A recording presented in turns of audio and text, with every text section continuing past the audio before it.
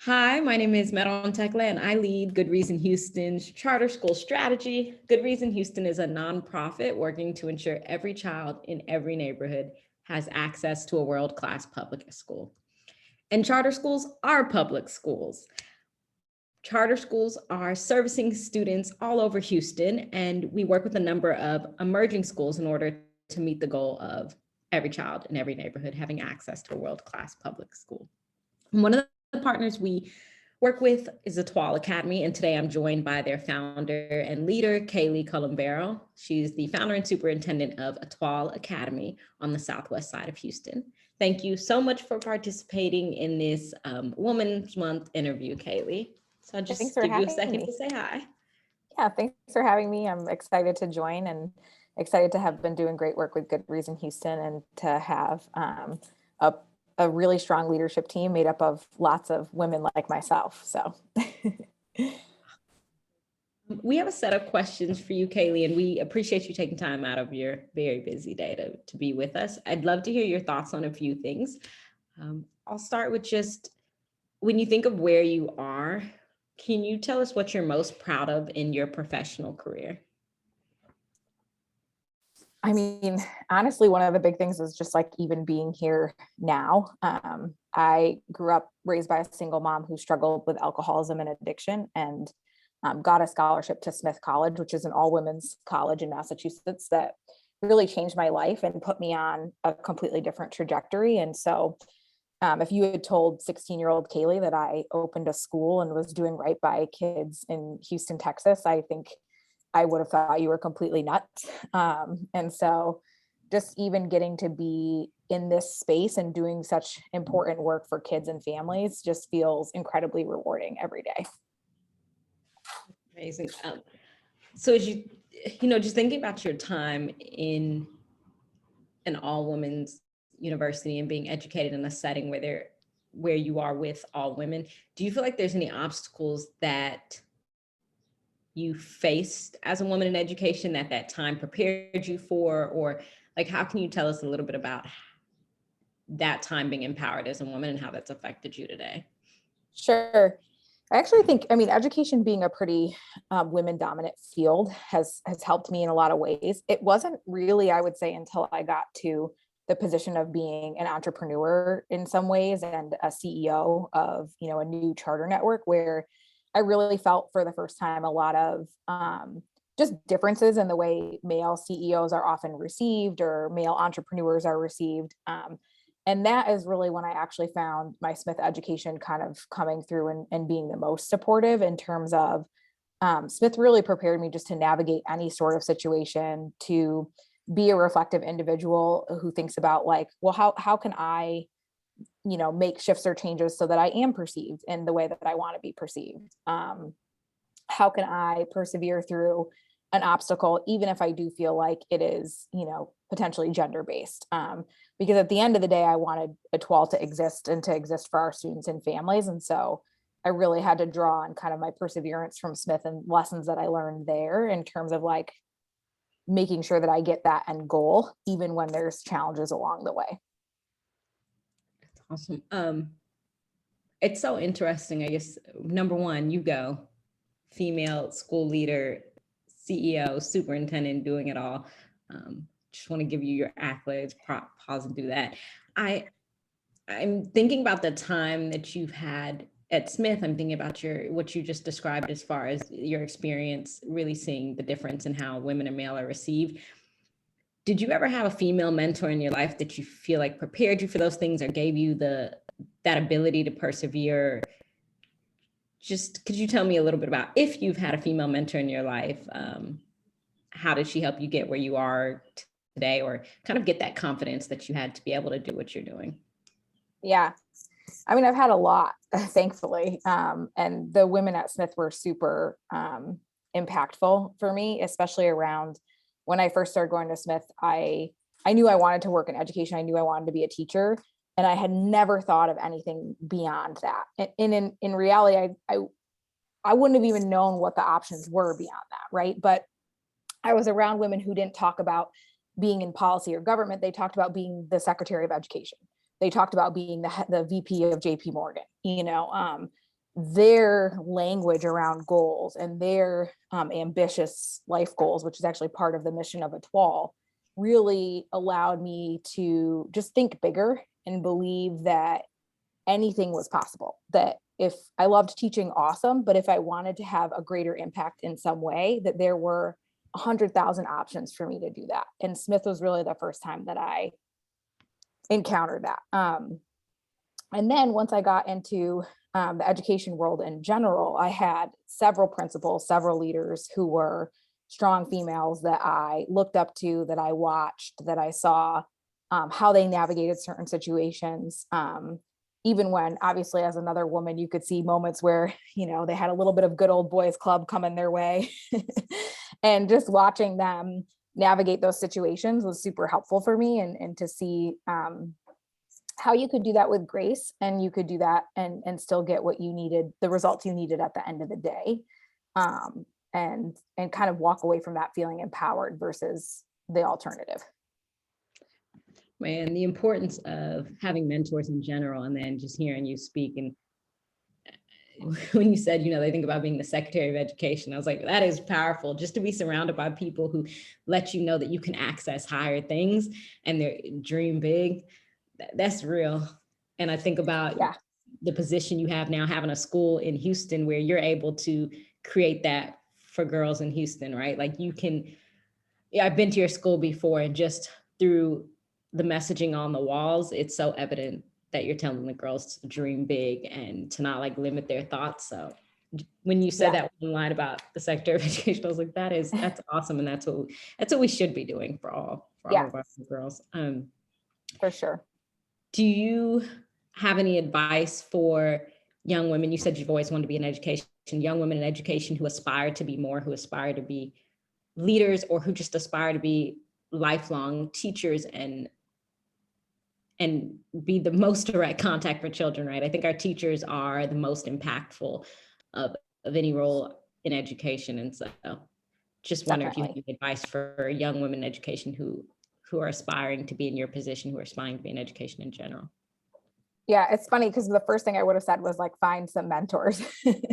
I think both female and male, I have some phenomenal male mentors too, who I think just getting a different perspective can be super helpful. And hearing how they think differently is sometimes really helpful to me as well. But I think, the saying about you are the 5 people you surround yourself with the most is really partially true. And so you want to have people around you that are smarter than you, that have navigated things you haven't navigated, that, are willing to pick up the phone and talk through, any obstacle that you face. And so I think that support system and that group of mentors and colleagues can be the most critical. And then honestly, the second thing I would say, particularly as a woman who faces a lot of just work stress and work obstacles, is invest in yourself. Whether that's, for me, that's therapy. It's been a consistent part of my life, but I'm also a yoga person and I exercise daily.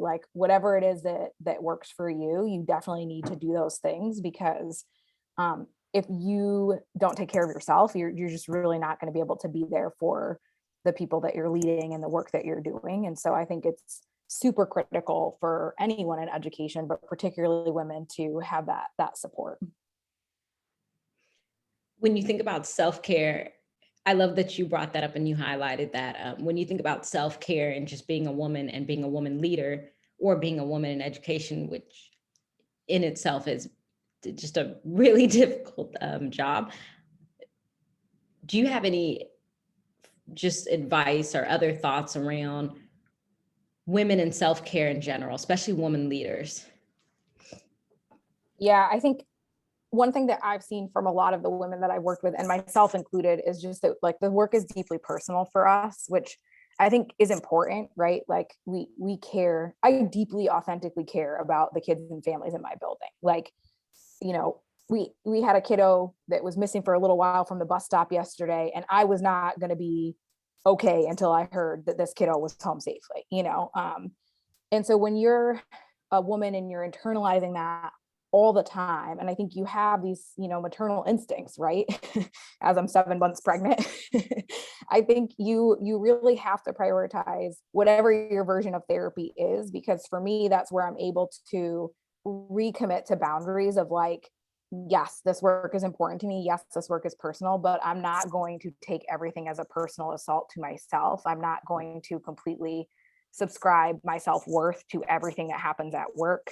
I'm not going to, be a ball of tears just because one day doesn't go well, right? And I just think we often as women, we take the blame for everything around us, whether that's, fair or not. And so having a setting where you can talk that through and realize like, hey, you know what, that's not actually realistic for you to blame yourself for that. Hey, that's out of your locus of control. Let's focus on things that we actually can control and feel good about our wins and celebrate those, because I think, as you know, particularly in education and particularly post-COVID, it can be really hard to remember the wins that we're having, the progress that we're making, and how to celebrate that. Yep. Recommit my boundaries. I'm going to repeat what you just said. I think that as women in education, women leaders, I mean, what you just said is probably speaking to every woman who is listening to this, and that we need to recommit to our boundaries, and acknowledging that there's a lot of guilt that goes with that as a woman, and there's feeling like you have to do so much to be that woman leader and prove so much, and then also being so emotionally invested, especially when we think about education. So I love that you said recommit your boundaries, and regularly kind of reminding ourselves that I can be great, but I can also be balanced, and I need to be balanced, and I shouldn't feel bad about that. Appreciate that. Let's go back to, you mentioned 16-year-old Kayleigh. Let's go to like 22-year-old Kayleigh at the beginning of her career journey, fresh out of college. What would you tell your younger self? Oh my gosh, so many things. And actually a lot related to what we just talked about. I think, as a brand new teacher, and I was teaching state accountability tested subject, 7th grade ELA, and in Massachusetts at, a top school in Massachusetts. And, my significant other at the time called them my Wednesday night breakdowns, because just I would make it to Wednesday night and then just be a ball of tears about I'm not doing right by the kids, I'm not getting the scores well enough, right? And so I think, a lot of what I just said, I would share with 22-year-old Kayleigh, like, you can care very deeply about this work and understand that you're not in control of every single thing, and that like it is not your fault every day if something doesn't go right. And then I also think I would tell 22-year-old Kayleigh just to understand patience a lot more. I was deeply frustrated with the system of education. I was in district schools at the time. I did most of my teaching in district schools, and I often felt like things could and should be fixed the very next day for kids and families, right? And some of that is real, and some of that we still use at Etoile in terms of like, if we can be flexible and nimble and make things better, let's do it immediately. And then some of that is like, there are things that take time and take people to buy in and take, correct planning, right? And so I think I, at 22, had almost no sense of the patience necessary to make systematic change, which is something that I've learned over time. True. I hear you say like some of this and some of that and some of this and some of that, and it's finding that in between place that goes back to just, learning balance and maturity to understand there's not just a left or a right or a black and white. There's this like there's both. Yep. Feeling okay with that. That's fine. Yep. What if you could give 22-year-old Kayleigh, let's stay with her, a glimpse into your life now? What would you say you're most proud of in your personal life that you're like, girl, let me tell you, you're only 25 now, so 3 years from now. Jokes. But what would you tell her you're most proud of in your personal life? You're like, I want you to know that this is coming, and it's yeah. Oh, that's hard to pick one thing, because I think 22-year-old Kayleigh would just be very impressed by the personal life stuff too.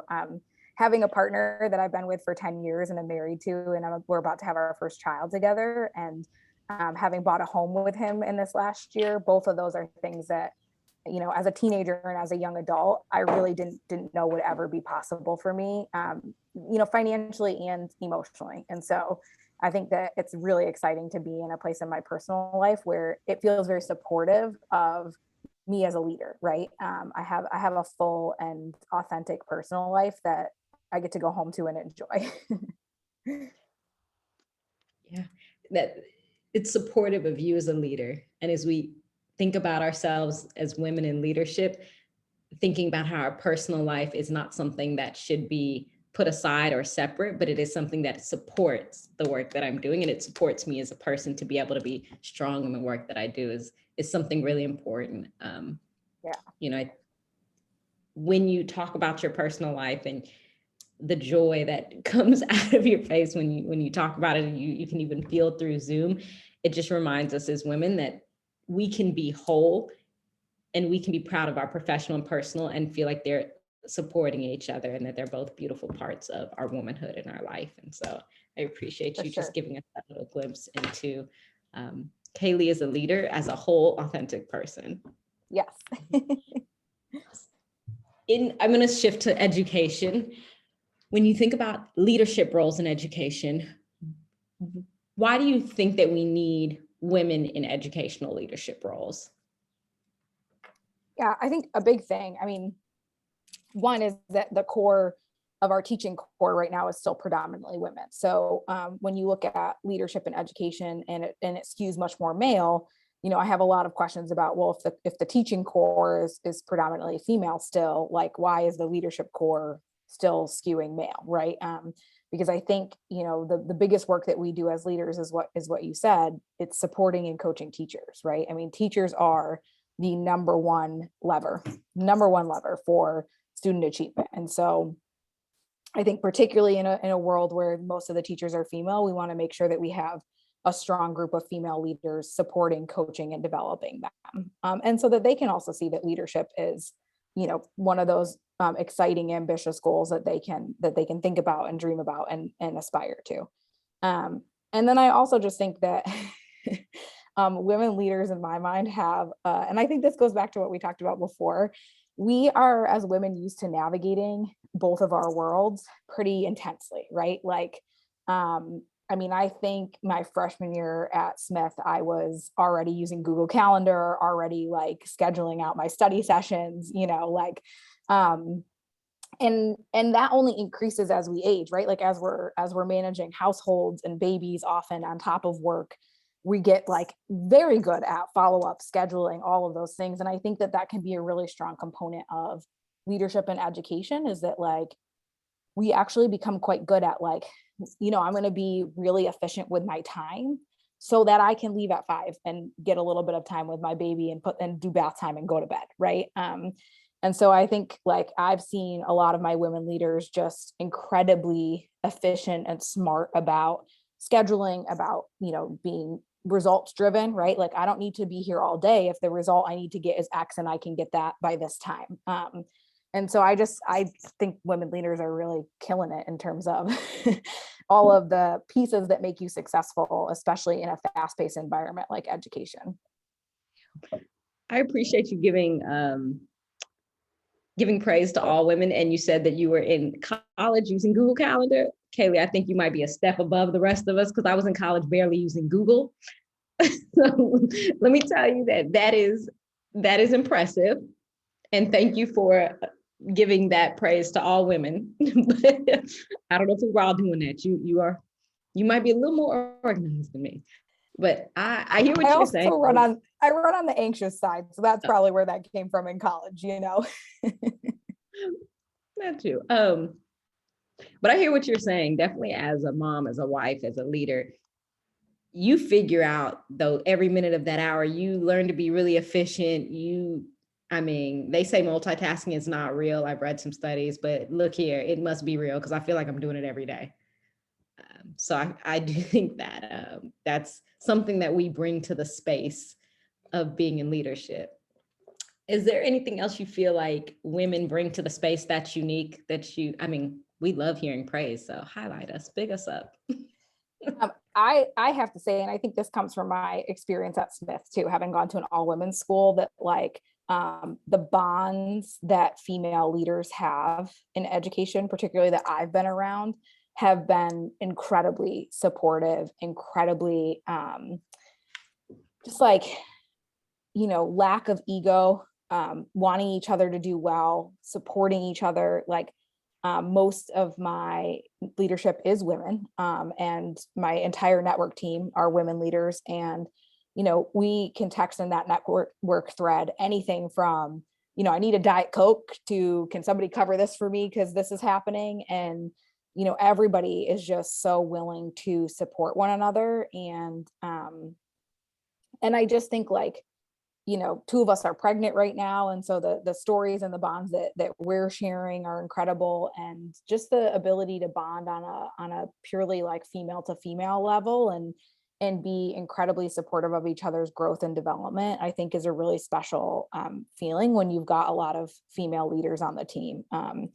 And, I think we all pick up the phone right away if somebody calls at night because they're having a bad night or whatever, or they just need somebody to talk something through. And I just think that has felt really, for me, sustaining and rewarding, and really felt a little bit like my continuation of my experience at Smith, where I was around women who, thought really big, empowered me, empowered each other, and had just a really big sense of like, we all want to and can succeed together. Thank you for sharing that. I know we're nearing time and you're on a campus doing a lot, and we appreciate that. Is there anything that you would want people to take away from today? If you could give one message, what would that be? I think the message would be that like education is critically important to our society. I think COVID helped us see that maybe even more, right? Not just the academic pieces of education, but all of the ways in which our schools are a pillar of our society. And I worry that young women aren't aggressively pursuing it as a career field as much as when I was coming out of college. And there's a lot of reasons behind that, and a lot of them are valid, like teacher pay that is not keeping up with other professions, right? But I think what I would say to women is like, you're the right people to fix it. So get into the field so that we can fix it together, because we need more smart, energized, passionate, and in many cases, angry women to help fix a system that is slow moving in change and that is critically important to our youth, to equality in our country, and to solving a lot of the problems our society currently faces. And so I just worry, how do we get more 22-year-old Kayleighs to be angry enough to do what it takes to solve these problems for our amazing kids and families who wake up every day and go to the school that's in front of them, and deserve to have the best option. Yep. Thank you, Kayleigh. Thank you so much for spending time with us and just empowering other women who are working in education, who are working in any field, really looking to start a career in education or just thinking about being a woman leader. It's just really important for females to be represented in positions of leadership. And I know seeing and hearing from you is going to be motivating to this generation of 22-year-old young women out there who, I'm going to look in the camera and be like, for real, we need y'all in education. Ditto on what Kayleigh said. So just thank you so much. And we appreciate your time. Keep doing great work. And it is truly, truly a beautiful thing to be 7 months pregnant, to be bringing life into this world. So aside from being an awesome leader, we just want to acknowledge that you are an awesome person and that you're doing great things inside and outside of that school building. And I personally wish you well with everything, and we will continue to partner. Good Reason Houston and Etoile. Thank you so much, and thank you to Good Reason Houston for everything you all are doing as well in terms of supporting schools and getting more educators into the field. We're definitely excited about both of those.